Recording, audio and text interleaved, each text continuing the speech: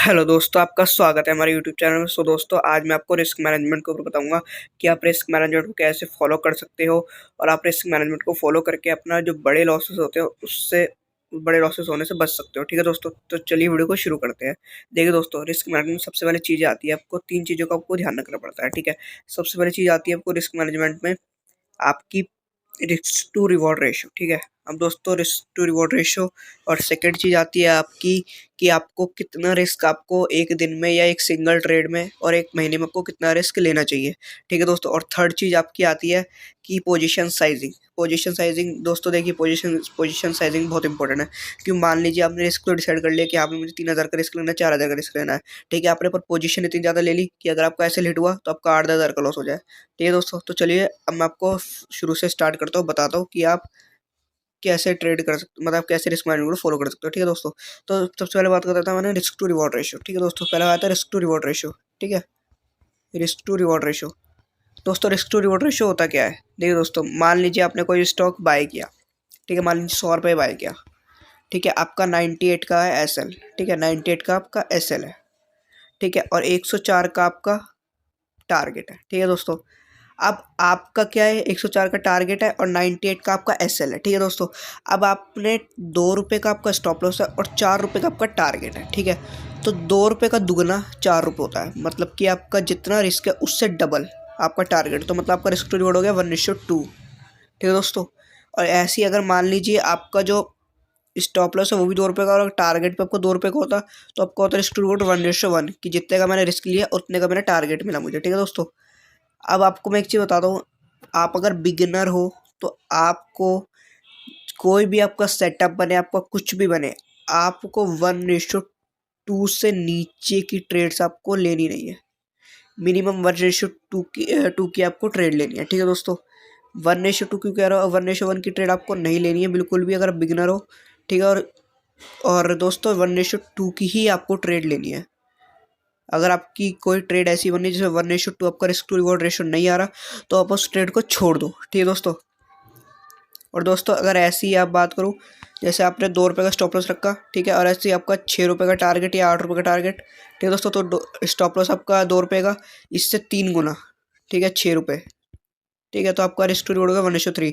ऐसे ही इसका 4 गुना, ये आ गया आपको 1:4। ठीक है, आपके प्रॉफिट के लिए आपको 1:2 के अलावा 1:3-4 मिले वो अच्छा है, बट ठीक है दोस्तों, बट अगर आपके कोई सेटअप है जिसमें 1:1 की प्रॉफिट मिल रहा है आपको, तो आप उस ट्रेड को मत ले शुरुआती दिनों में। ठीक है दोस्तों, तो चलिए अब मैं आपको बताता हूँ आप एक दिन में या एक महीने में आप कितना रिस्क ले सकते हो। ठीक है दोस्तों, तो चलिए दोस्तों, अब मैं आपको बताऊंगा कि आप अपने कैपिटल पे कितना रिस्क ले सकते हैं एक दिन में या एक महीने में। ठीक है दोस्तों, चलिए शुरू करते हैं। दोस्तों, अब देखिए आपको क्या करना है। मान लीजिए आपके पास 1,00,000 रुपये है। मान लीजिए आपके पास 1,00,000 रुपये है, तो दोस्तों रिस्क मैनेजमेंट का रूल हमें ये कहता है कि आपका जितना कैपिटल है उसका आपको 2 से लेके 4% तक का रिस्क आप ले सकते हो। ठीक है दोस्तों, मैक्सिमम आपको 4% का रिस्क लेना है अपने कैपिटल पे, और मिनिमम आप 1% भी ले सकते हो, और मतलब ज़्यादातर 2% का यूज़ होता है। ठीक है दोस्तों, अब मैं आपको बताता हूँ, अब इसको एग्जाम्पल समझते हैं। मान लीजिए आपका 1,00,000 रुपये कैपिटल है। ठीक है दोस्तों, अब आपको इसमें रिस्क कितना लेना है, आपके दो, अगर मान लो आप 2% रिस्क लेते हो। ठीक है, तो आपको अपने कैपिटल पे 2,000 रुपये का रिस्क लेना है एक दिन में या एक सिंगल ट्रेड में। ठीक है दोस्तों, अगर आपका 2,000 रुपये का स्टॉप लॉस हिट होता है तो आपको उस दिन ट्रेडिंग बंद कर देनी है। ठीक है, उस दिन आपको ट्रेडिंग बंद कर देनी है। ठीक है, और जो 2% का रिस्क है आपका, आप चाहो तो इसे एक बार में ना लेके आप 2,000 रुपये का रिस्क को डिवाइड भी कर सकते हो, मतलब कि 1,000 रुपये का रिस्क भी ले सकते हो 2 ट्रेड करके। ठीक है दोस्तों, 1,000 रुपये का रिस्क भी आप ले सकते हो दोस्तों, पर एक चीज़ आपको ध्यान रखनी है, आपको अपनी कैपिटल के, जितनी भी आपकी कैपिटल है उससे 4% से ज़्यादा का रिस्क ले लेना। मतलब आपका 1,00,000 का कैपिटल है तो आपको 4,000 से ज़्यादा का रिस्क नहीं लेना है एक दिन में। ठीक है दोस्तों, ये आपको बात ध्यान में रखनी पड़ेगी।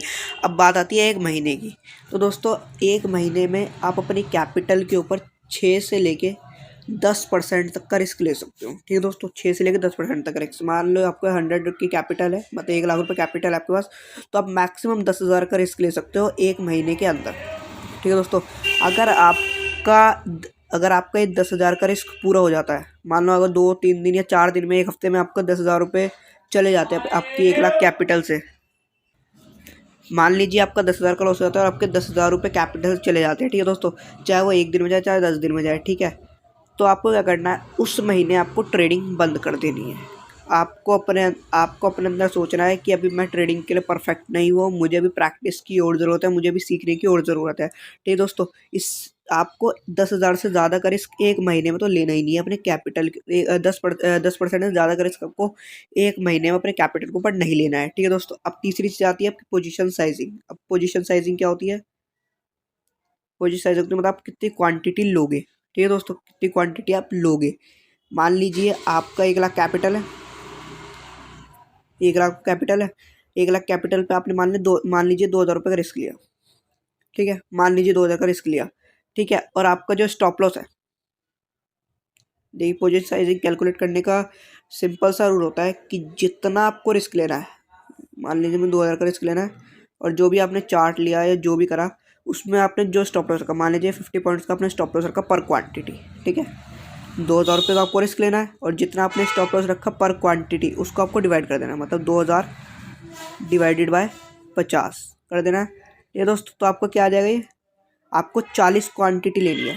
तो अगर आप 40 क्वांटिटी लोगे और जितने का आपने स्टॉप लॉस डिसाइड करा है 2,000 का, तो आपका वही होगा हिट। मतलब ये कि अगर आप 40 क्वांटिटी लोगे और आपने स्टॉप लॉस रखा 50 पॉइंट का, अगर आपका स्टॉप लॉस हिट होता है तो आपका लॉस 2,000 का ही होगा, इससे ज़्यादा नहीं होगा। क्यों? क्योंकि आपने रिस्क मैनेजमेंट कर रखा है, आपने अपनी पोजीशन साइजिंग अच्छी ली है। ये इसको एक दोबारा एकदम कर सोचते हैं, मान लीजिए आपको 3,000 का रिस्क लेना है। ठीक है दोस्तों, एक एग्जाम्पल और दे रहा हूँ, और आपका जो स्टॉप लॉस है इसमें भी आपका मान लीजिए 50 पॉइंट का स्टॉप लॉस है। ठीक है, तो आपको 3,000 और 50 पॉइंट स्टॉप लॉस मतलब पर क्वांटिटी। दोस्तों, जो 50 पॉइंट का स्टॉप लॉस है ये आपकी एक क्वांटिटी का। ठीक है, तो 3,000 का आपको पूरा रिस्क लेना है और आपको हर एक क्वांटिटी में कितना लॉस लेना है, आपको 50 पॉइंट का। ठीक है, तो आपको 3,000 डिवाइडेड 50 कर देना है, तो आपका रिस्क कितना आएगा, आप मतलब आपकी क्वांटिटी कितनी निकल जाएगी, वो आएगी 60 क्वांटिटी। मतलब आप 60 क्वांटिटी लोगे और आपका 50 रुपये पर क्वांटिटी का रिस्क है, तो आपका रिस्क कितना होगा, मात्र 3,000 रुपये का आपका लॉस होगा जो आपने डिसाइड करा था। ठीक है दोस्तों, तो दोस्तों वीडियो अच्छी लगी तो वीडियो को लाइक करना और चैनल पे नहीं हो तो चैनल को सब्सक्राइब करना। तो चलिए दोस्तों, मिलते हैं नेक्स्ट वीडियो में।